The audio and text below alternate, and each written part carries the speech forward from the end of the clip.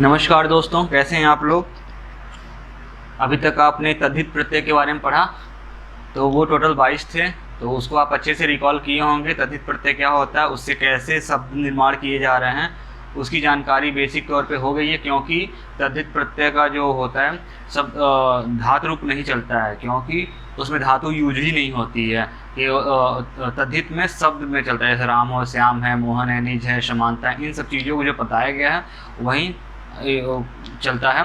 और इसको ट्रांसलेशन में काफ़ी ज़्यादा यूज आता है, जैसे दिल्ली तह, दिल्ली से, आ रहा था, आ रहा से, ऐसे करके काफ़ी कहाँ पर अव्यय लग रहा है। अव्यय का भी टर्म बताया गया कि अव्यय में कोई सा उसका शब्द रूप धातु रूप नहीं चलता, वो स्वतंत्र होता है। और अनुस्वार क्या होता है, विसर्ग क्या होता है। अनुस्वार बताया गया पीछे कि अनुस्वार में ये होता है कि वो स्वतंत्र रूप से रहता है और वो किसी दूसरे के साथ स्वर या व्यंजन साथ मिलकर अपना अर्थ देता है। विसर्ग हमेशा किसी वर्ण के बाद में लगता है। इस तरीके कुछ कुछ आपको टर्म बताए गए थे। इस बेसिक चीज़ को प्रॉपर ध्यान दीजिए। अब आइए नया टॉपिक हम चलते हैं नए टॉपिक पे। उसका नाम है कृदंत प्रत्यय।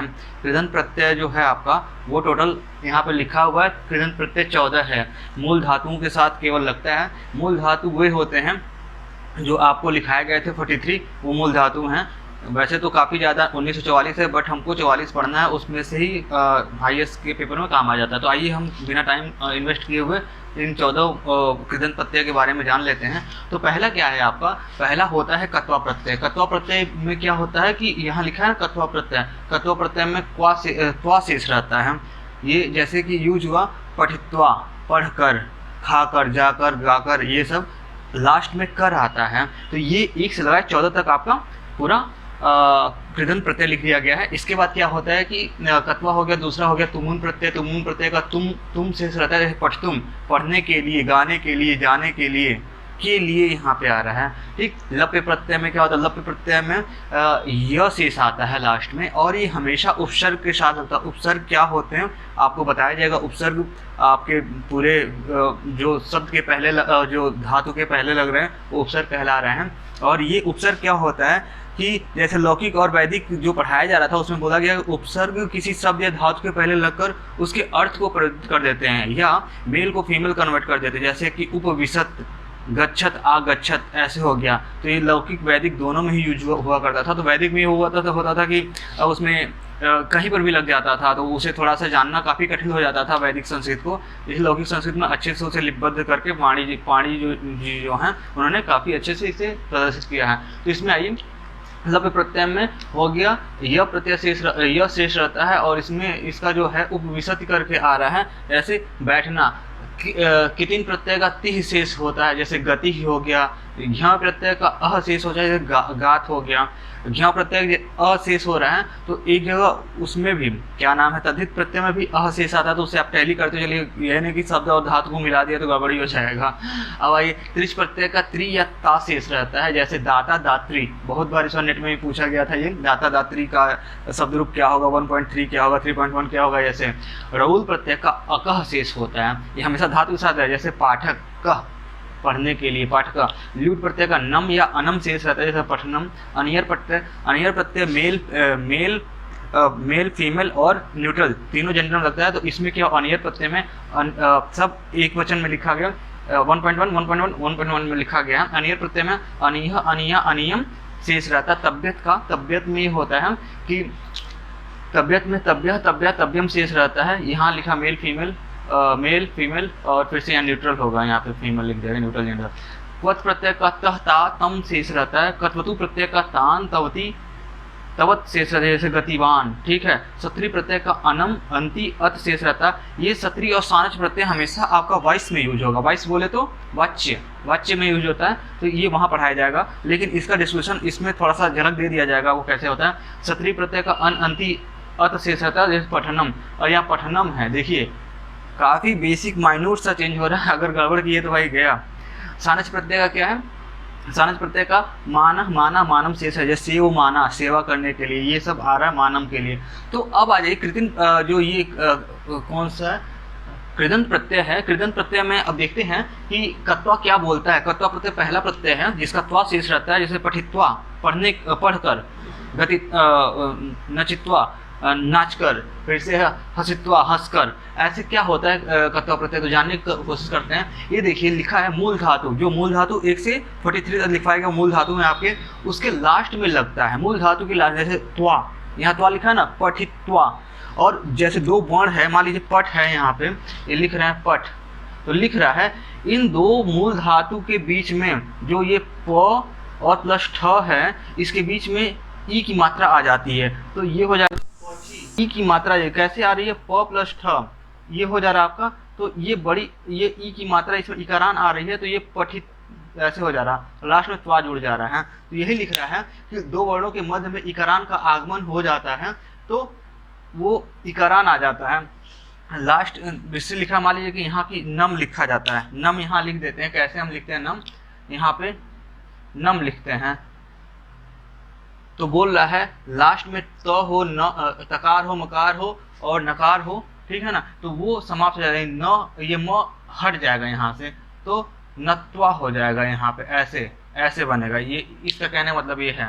फिर से लिख रहा है धातु के लास्ट में एकारान हो तो वो आ हो जाता है। जैसे धैर्य है, धैर्य ये करके है, ठीक, या धमय है, तो ए आया होगा तो ये हट के ध्या हो जाएगा। ये आ का मात्रा यहाँ बोल रहा है।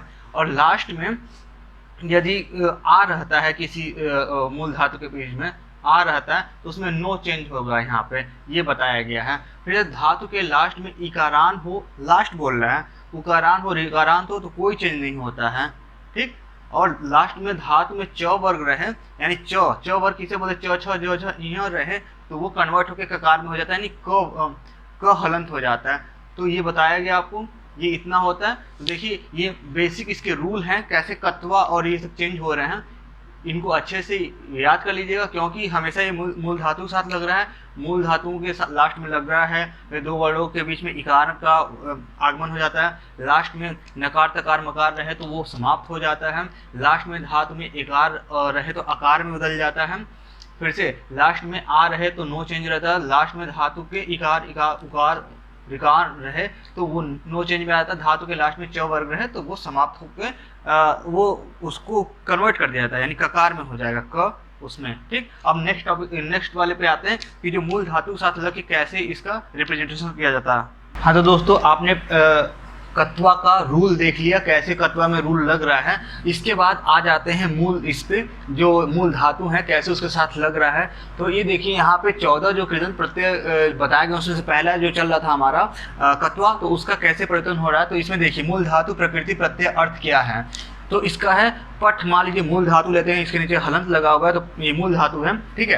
तो इसके साथ कत्वा प्रत्यय लगा, पठित्वा होगा, पढ़ के हंस का हंसित्वा, हंस के रट के रटित्वा, रट के चर का चरित्वा, चर के चल का कत्वा प्रत्यय लगा चलित्वा। पत देखिए वहाँ लिखा गया था, जैसे कि धातु में लिखा गया था रूल में कि तकार रहे, नकार रहे, मकार रहे तो समाप्त हो जाता है। तो यही पत है, यहाँ पे जो आपका पत बना हुआ है ये त का लोप हो जा रहा है और कत्वा प्रत्यय यहाँ पे है तो पत्वा हो गया गिर कर, ठीक। जैसे रच है रचित्वा, अव का अवित्वा, रक्षा करके, खाद का खादित्वा, अस का अशित्वा खाकर, ठीक है, आश का आशित्वा बढ़कर, लिख का लिखित्वा, मिल का मिलित्वा, वध का वधित्वा बोलकर, गद का बोलना, भण मतलब ही बोलना होता है, गम का म आ रहा है यहाँ पे देखिए म, ठीक है। तो म का लोप हो जा रहा है यहाँ पे, तो म का जब लोप हुआ कत्वा प्रत्यय लगा तो म हट गया वहाँ से, तो गत्वा जाकर।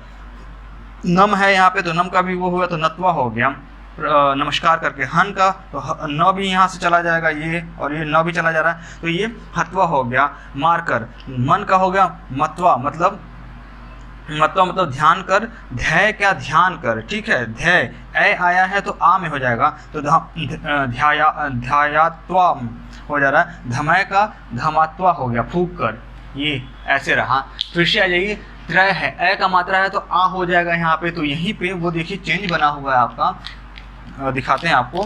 त्रय है यहाँ पे, त्रय की जगह आ गया, त्रात्वा हो गया, रक्षा करके स्ना, ना आया है तो कोई चीज नो, लास्ट में आ रहा है तो नात्वा, स्नान कर, ज्ञा का ज्ञातवा जानकर, घ्रा का घ्रात्वा सूकर, या का यात्वा जाकर, जी का जित्वा जीत कर, ची का चित्वा चुन कर, नी का नित्वा ले जाके, भी का भित्वा डर कर, क्री का कृत्वा खेल कर, भू का भूतवा होकर, श्रु का श्रुत्वा सुनकर, स्तुति का स्तुत्वा स्तुति करके, मृ का मृत्वा मरकर, स्मृ का स्मृत्वा याद कर, घृ का घृत्वा धारण कर, भ्री का भृत्वा भरण पोषण कर, ह्री का हृत्वा हरण कर, पच। अब देखिए यहाँ पे इंपॉर्टेंट आ जाता है, च आ रहा है च लास्ट में, तो च कन्वर्टेड इन ककार, लाइक ककार बोले तो क हलंत में चेंज हो जाता है, च वर्ण मतलब च छ ज यहाँ, तो पच च आ रहा है लास्ट में तो क में हो जाएगा, इसका आ जा रहा है पकत्वा, पकत्वा आ जा रहा है, ये देखिए क यहाँ पे च क में कन्वर्ट हो गया, तो पकाकर पचाकर, युज का युक्त्वा जोड़कर, मुच का मुक्त्वा मुक्त कर, भुज का भुक्त्वा खाकर, त्यज का त्याग त्यजत्वा त्याग कर, और फिर से ब्रज का ब्रजत्वा जाकर।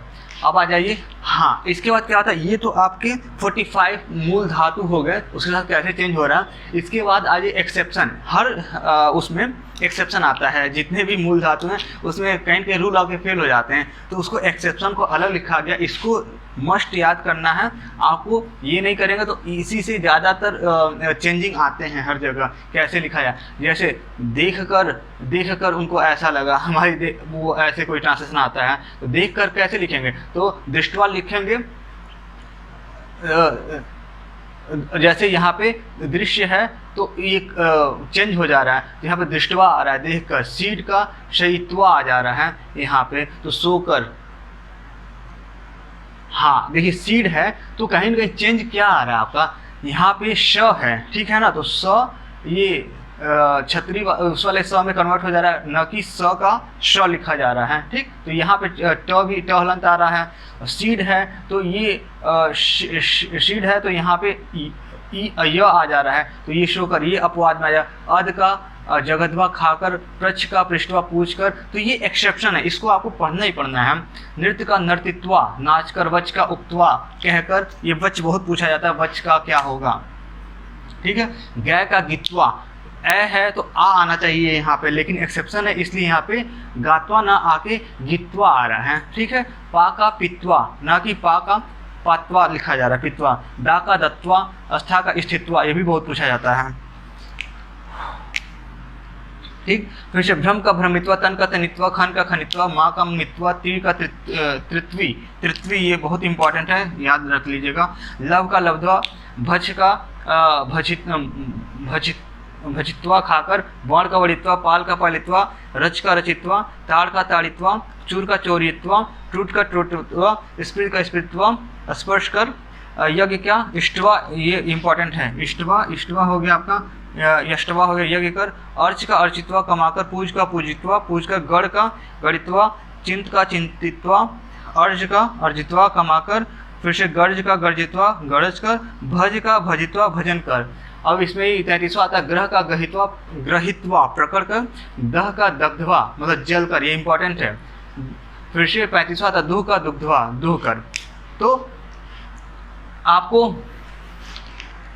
अभी तक आपको बताया गया तो कृदन प्रत्यय में जो कत्वा प्रत्यय है उसके मूल धातु के साथ क्या परिवर्तन हो रहा है, और इसके साथ ये एक्सेप्शन के साथ क्या हो रहा है। तो एक्सेप्शन पे ज़्यादा आप लोड दीजिएगा, क्योंकि वहीं से अगर लोड अच्छा मिलता है तो वो आपको आउटपुट अच्छा देता है, ठीक है। और यही वाले मूल धातु पूरे 14 के साथ चलते रहेंगे, मूल धातु में क्या परिवर्तन आ रहा है इसको अच्छे से एक जगह नोट कर लीजिए और बार बार देखा करिए, और ट्रांसलेशन में इसका यूज किया कीजिए। इसके अनुवाद आपको नॉन वीडियो फॉर्म में, नॉन वीडियो ऑडियो फॉर्म में दे दिया जाएगा, वीडियो फॉर्म में नहीं रहेगा वो, उसे आप देखें। ओके, अगर सेशन अच्छा लगे लाइक और सब्सक्राइब जरूर करें। Thank you.